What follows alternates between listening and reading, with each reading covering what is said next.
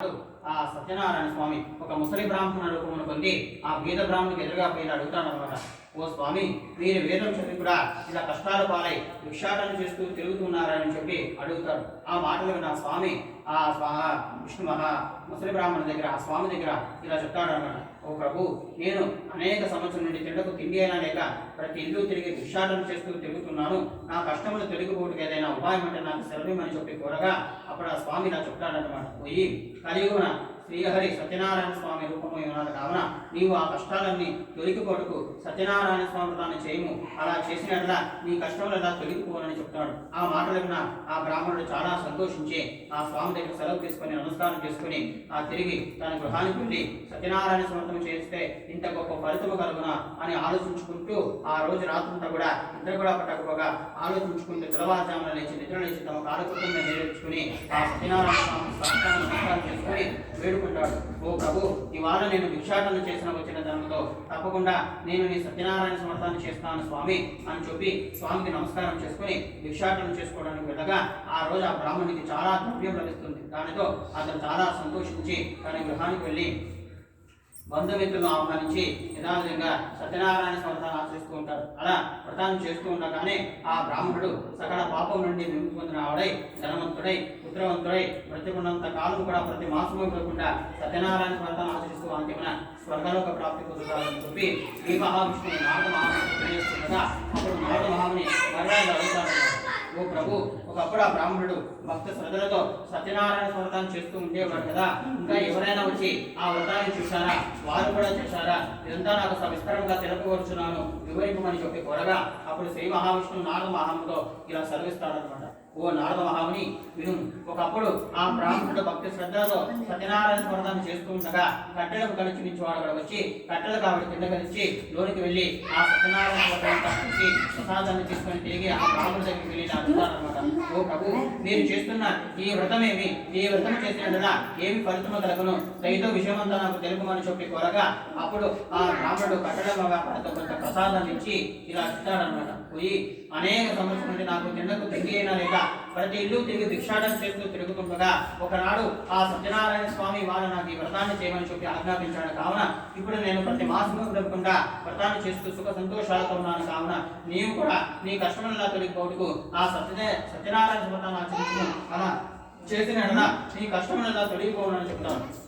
ఆ మాటలు విన్న ఆ కట్టల వ్యాపారి చాలా సంతోషించి ప్రసాదాన్ని తీసుకొని తన గృహానికి వెళ్ళి ప్రసాదం చూస్తూ నేను కూడా ఆ సత్యనారాయణ వ్రతాన్ని చేసినట్టుగా నా కష్టం ఎలా తొలగిపోనేమో అని ఆలోచించుకొని వెంటనే ఆ తెల్లవారుజామున లేచి దాని నిత్య కృత్యంలో నెరవేర్చుకొని సత్యనారాయణ స్వామికి సాష్టాంగ నమస్కారం చేసుకుని వేడుకుంటాడు. ఓ ప్రభు, నేను కూడా ఈ కట్టెల అమ్మిన వచ్చిన ధనముతో తప్పకుండా సత్యనారాయణ వ్రతాన్ని ఆచరిస్తానని చెప్పి స్వామికి నమస్కారం చేసుకుని కట్టెల ఒక భుజంపై వేసుకుని కట్టెల అమ్మడానికి ధనవంతులున్న వీధిపై కట్టెలు అమ్మగా ఆ రోజు ఆ కట్టెల వ్యాపారికి పూర్వధనమ కంటే రెట్టింపు ధనం వస్తుంది. దానితో అతను చాలా సంతోషించి సత్యనారాయణ వ్రతాన్ని చేరుకు నిశ్చయించుకొని బంధుమిత్రులు బ్రాహ్మణులు తీసుకుని వచ్చి భక్తి శ్రద్ధలతో కలుషములు కాంచి సత్యనారాయణ వ్రతాన్ని ఆచరిస్తూ ఉంటారు. అలా వ్రతాన్ని చేస్తూ ఉండగానే ఆ కట్టెలమ్మ వ్యాపారి సకల పాపం నుండి విముక్తి పొందిన వాడై ధనవంతుడై పుత్రవంతుడై ప్రతికున్నంత కాలం కూడా ప్రతి మాసము విడవకుండా సత్యనారాయణ వ్రతాన్ని ఆచరిస్తూ మన స్వర్గలోక ప్రాప్తి పొందుతాడు. ఇది దేవాలయం శ్రీ సత్యనారాయణ వ్రత కథ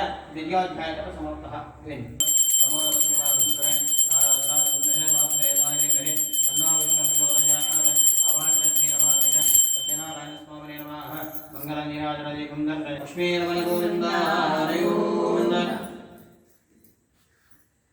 తెలియజేస్తాడనమాట. పూర్వము ఉల్కాముకుడు అనే రాజు ఉండేవాడు. ఆ రాజు ఇంద్రియములు జయించినవాడు, సత్యవంతుడు. ఆ రాజు ప్రతిదినం కూడా దేవాలయంపై బ్రాహ్మణులకు విశేష ధనం ఇచ్చి సంతోషపెడుతూ ఉండేవాడు. ఒకనాడు ఆ రాజు తన భార్యతో పాటు భద్రావతి నది తీరమున సత్యనారాయణ వ్రతాన్ని ఆచరిస్తూ ఉంటాడు. అలా వ్రతాన్ని చేస్తూ ఉండగా సాధువున ఒక వైశ్యుడు అనంతమైన ధనముతో పడవను నింపుకొని వ్యాపారం చేసుకున్నకు సముద్ర మార్గమున బయలుదేరి వస్తూ ఉండగా మార్గ మధ్యమున ఆ రాజు చేస్తున్న వ్రతాన్ని చూసి పడవను ఒడ్డునకు పట్టించి ఆ రాజు దగ్గరకు ఇలా అడుగుతాడనమాట. ఓ రాజా, ఇప్పుడు మీరు చేస్తున్న ఈ వ్రతం ఏమి, ఈ వ్రతము చేసినట్లా ఏమి ఫలితము కలుగును, దయతో విషయమంతా నాకు తెలుపమని చెప్పి కోరగా ఆ రాజు ఆ కొంత ప్రసాదాన్ని ఆ వైశ్యునికి ఇచ్చి ఇలా చెప్తాడు అనమాట. పోయి అనేక సంవత్సరాల నుండి నేను ఈ రాజ్యానికి రాజ్యం కూడా సుఖ సంతోషాలతో ఉన్నా కూడా మాకు సంతానం లేదు కావున సంతానం కొరకై మేము ఈ సత్యనారాయణ వ్రతాన్ని ఆచరిస్తూ ఉన్నామని చెప్తాడు. ఆ మాటలు విన్న ఆ వైశ్యుడు కూడా ప్రసాదాన్ని తీసుకుని, ఓ రాజా, నాకు కూడా సంతానం లేదు కావున నాకు సంతానం కలిగించే తప్పకుండా నేను ఇదే రకముగా సత్యనారాయణ వ్రతాన్ని ఆచరిస్తానని చెప్పి ఆ రాజు దగ్గర సెలవు తీసుకొని ప్రసాదాన్ని తీసుకొని తిరిగి తన పడవనెక్కి సముద్ర మార్గమున బయలుదేరి వెళ్తూ మార్గ మధ్యమున తన గ్రామానికి వెళ్ళి తన భార్య అయిన లీలావతి దగ్గరికి వెళ్ళి ఆమె వినిచుండగా మనకు కూడా సంతానం కలిగించాము, మనము ఆ రాజు చెప్పిన విధంగా మనము తప్పకుండా సత్యనారాయణ వ్రతాన్ని ఆచరిస్తామని చెప్పి తన భార్యతో ప్రతిజ్ఞ చేస్తాడు. ఇక కొంతకాలానికి ఆ వైశ్య దంపతులకు ఒక కుమార్తె కలుగుతుంది. ఆ కుమార్తెకు కళావతి అని పేరు పెట్టి అల్లారముద్దుగా పెంచుకొని ఉండేవాడు. ఇక ఆ లీలావతి తన భర్త దగ్గరికి వెళ్ళి,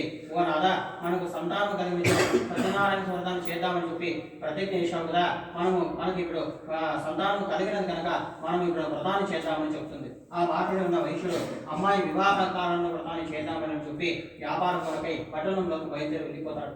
ఇక కొంతకాలానికి తన కుమార్తె కళావతికి యుక్త వయసు వచ్చి చూసి వివాహం చేయదలిచి ఒక దూతను పిలిచి, నీవు వెళ్ళి నా కుమార్తె కళావతికి అన్ని రకములుగా సరైన జోడగొడబట్టి ఒక వైశ్య కుమారుని తీసుకెళ్ళమని చెప్పి పంపుతాడు. ఆ దూత అలాగని వెళ్ళి కాంచన నగరానికి వెళ్ళి యోగ్యుడైన వైశ్య కుమారుని తీసుకుని వస్తాడు. ఇక ఆ వైశ్య కుమార్ తన కుమార్తె కళావతికి అన్ని రకములుగా సరైన జోడగొడు చూసి మహావైభవంగా పెళ్లి చేస్తాడు. ఆ వివాహానందం నుండి ఆ వైశ్యుడు తిరిగి సత్యనారాయణ స్వామి తమ యొక్క విషయమును మర్చిపోతాడు.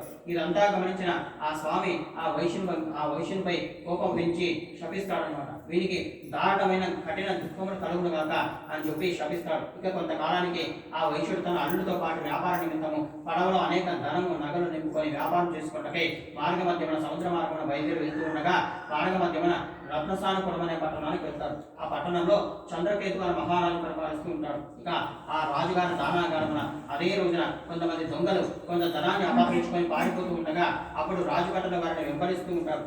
ఇక ఆ రాజుభటులు వెంబడిస్తూ ఉండడం చూసి ఆ దొంగలు ఆ ధనమంతా ఈ వ్యాపారస్తుల పడవలో వదిలేసి పారిపోతారు. ఇక ఆ రాజుభటులు ఆ పడవలో ఉండే ధనము నగలు చూసి వారే ఆ దొంగలు నిశ్చయించుకుని వారిని కట్టి రాజు వరకు తీసుకుని వెళ్తారు. ఇక వారు ఎంత ప్రార్థించినా వారి మాట ఎవరు కూడా వినేవారు లేకపోగా ఆ రాజుభటులు కూడా వారిని తీసుకుని పోయి రాజమందిరం నుంచి, ఓ రాజా, ధనముతో పాటు దొంగలు కూడా తీసుకుని వచ్చాము, విచారించి తగిన శిక్ష విధించమని విన్నవిస్తారు.